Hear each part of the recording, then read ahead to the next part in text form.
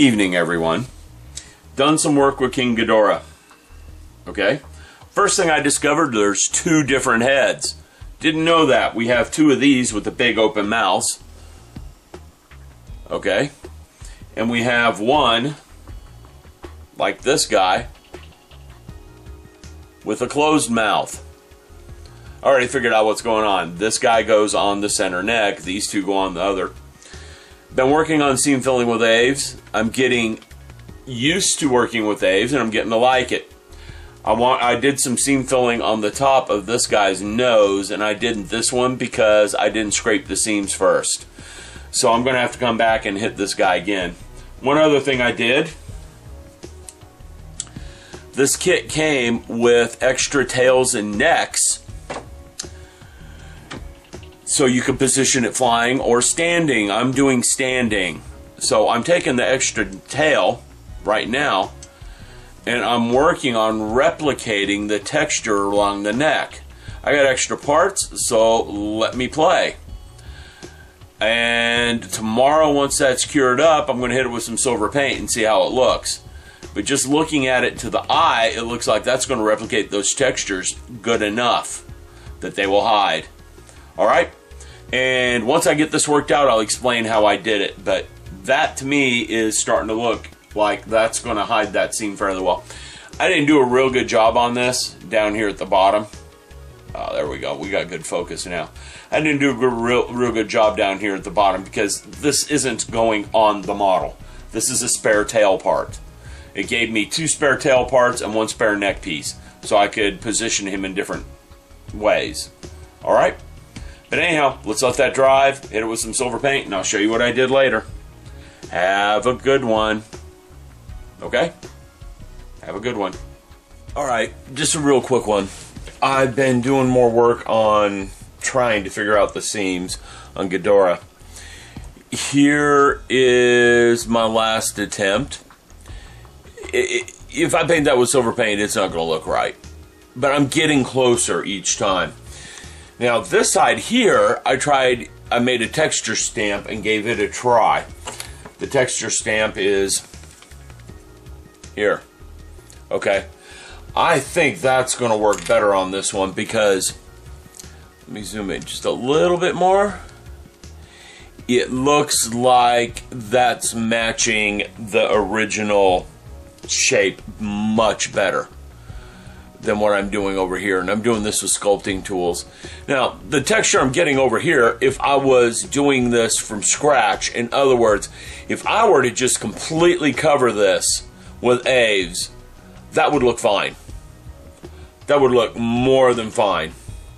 In fact, I may actually go that route if I can't get anything else to work. Yep, that would be tedious and kind of insane, but it would definitely get the job done. This, however, is matching the detail on the model. So I'm going to give her some more experimenting, see what I can come up with, see if I can get a texture stamp that works beautifully. I might try different putties with the texture stamp.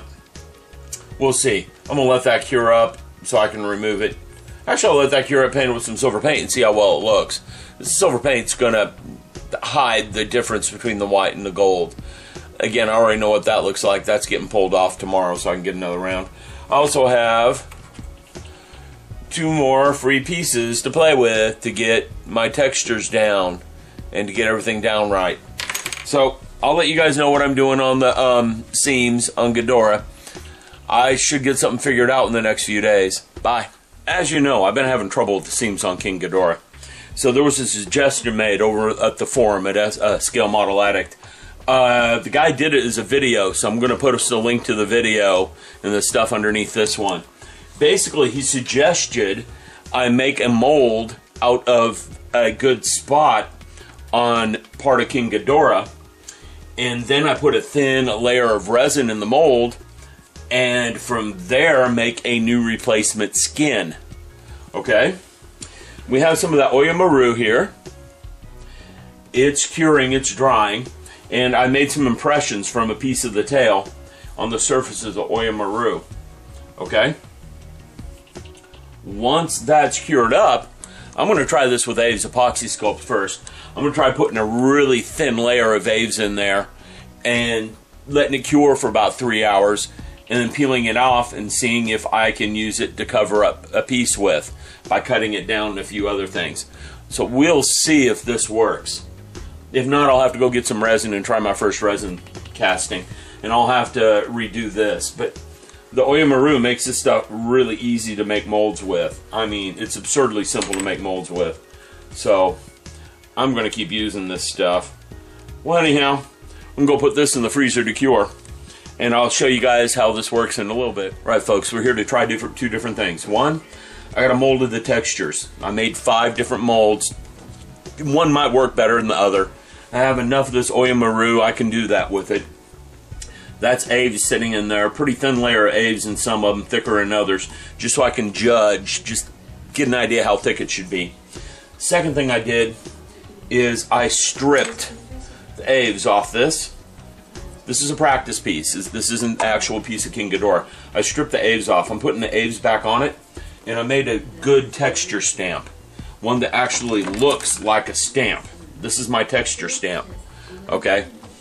And I made it just by taking a good clump of Aves and pressing it down on the side of this thing.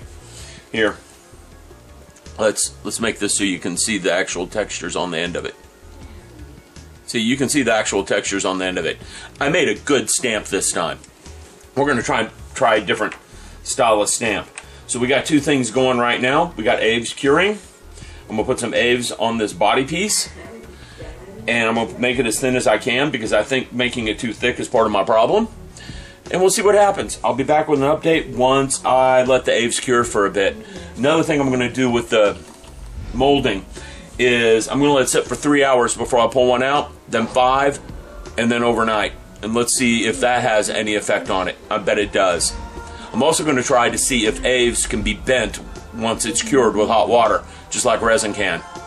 I don't know the answers to these questions, so we're going to find out. Alright, thanks. Alright, texture stamp on freshly applied Aves. Let's see what that looks like. Of course, without my hand behind it, it's not going to focus very well. You can see that, yeah, it's kind of matching the textures. I bet if I let that Aves sit for a while, it'll match up better. Okay? I'm going to let it sit for 3 hours before I come back and try again, and see if we can get the texture stamp to match up what's going on the model itself. Alright, back in 3 hours. Well, 3 hours have gone by, and I pulled off the first of the Aves skins. You can see how thin it is. Light shines through it. That's how thin I made it. And it is curved just like the original is. And you can see it picked up every single little bit of the detail. This might be the way to go to fix this, because now I can trim this down to where I want it and just glue it on. It is kind of still soft right now, and you can see it picked up a few things in the molding. So I don't know if I'd use it at 3 hour mark. This is at the 3 hour mark, okay? You can see I'm still able to bend this one piece that's curing, okay? Also, here's my texture stamp. It's not doing so good. The bottom half is right off. The next up's an 1.5 hour mark. I'm about to do the 3 hour mark. Let me set the camera down and I'll do that and come back and show you what it looks like. 3 hour mark, texture stamp, did nothing to it. Absolutely nothing. Just outright nothing.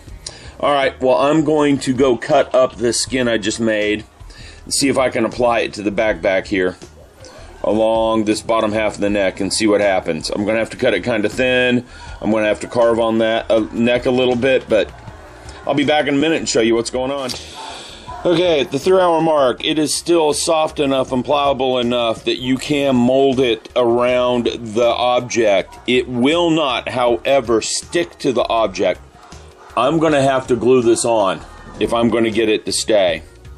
So, I'm debating on whether I want to do that. This is a test piece.